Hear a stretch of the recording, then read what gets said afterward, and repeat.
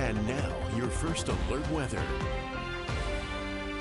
So we've been seeing here some fairly dry conditions to get our day started, but we're starting to pick up on some thunderclouds this afternoon, and we're starting to see some of those thunderstorms beginning to take shape in Grand Teton and Yellowstone National Parks. We're also getting some clouds building over central Idaho. It's still very dry outside on Viper, but you can see the clouds, there we go, on the satellite radar loop starting to move in here across parts of eastern Idaho and western Wyoming.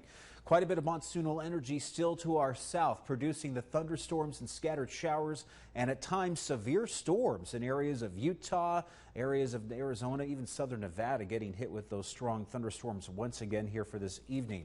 The forecast for tomorrow, we still have this ridge of high pressure in place, but we are starting to work in some moisture on the backside of this ridge of high pressure, and that's going to allow for some thunderstorm development around here locally for tomorrow, Friday, and a little bit this weekend. We're still getting our highs to around the low to mid 90s for tomorrow, and then again here for your Friday. But we're going to be working on some PM thunderstorms, especially as we get into Thursday evening and then again for Friday evening. The high is going to retreat just a smidge here for Friday, and that's going to allow for a few more thunderstorms beginning to take shape, especially in our local mountains. But we're going to keep the heat in the forecast here through the next couple of days with those scattered thunderstorms, mostly into the mountains. So let's get right over to Vipercast. I want to show you what I'm looking at here in terms of the thunderstorm at risk for tonight. We got a few clouds out there, but a very minor risk of thunderstorms tonight. We pick up on more thunderstorms tomorrow afternoon around 3 o'clock, especially for areas of central Idaho, and then we'll have hit and miss thunderstorms starting to bubble up over those foothills and mountains east of the Snake River Plain and then into western Wyoming. We can get some evening and late night thunderstorm development here tomorrow night. So we're talking 8 o'clock, 9 o'clock, 10 o'clock tomorrow night. We're going to be looking for some scattered thunderstorms still with us. We'll clear up briefly here for Friday morning. Friday afternoon, once again, the atmosphere starts to pop with the majority of those thunderstorms getting into our local mountains and a few scattered thunderstorms into southeastern Idaho and western Wyoming.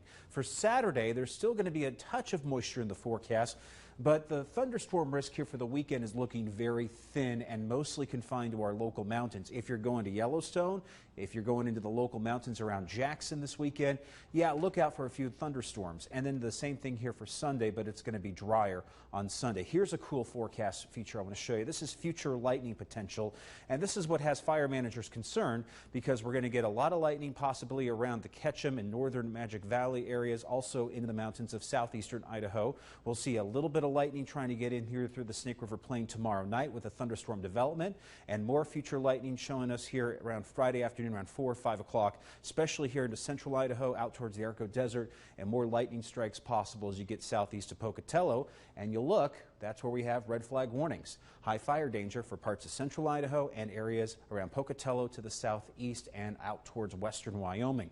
We are going to push back on some of the smoke here as we go through the next couple of days, but we're still going to have some of that smoke really hanging around, to say the least. I mean, we really can't get rid of it. It's still going to be blowing in from central Idaho. 95 for McCammon, 89 in Soda Springs tomorrow, 91 for St. Anthony and Rexburg, 86 in Jackson, mid-80s in Island Park. We've got the mid-90s in Salmon and Chouse.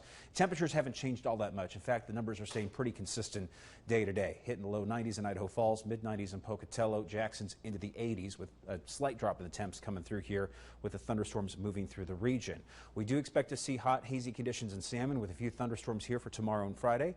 The thunderstorm threat, yeah, we need the moisture, but we don't need the wind. We don't need the lightning. Rexburg, 89 degrees for Friday, 90s for the weekend. We'll see similar conditions in Blackfoot with highs here into the 90s for tomorrow and Friday, 90s for the weekend with scattered thunderstorms taking hold across the region. Hot temps in Pokey with highs into the mid to upper 90s. Yeah, Pocatello this weekend getting very close to 100 by Sunday with mostly sunny skies. A few clouds in there for Monday and Tuesday. In Idaho Falls, your 8-day, 93 and 92 for tomorrow and Friday.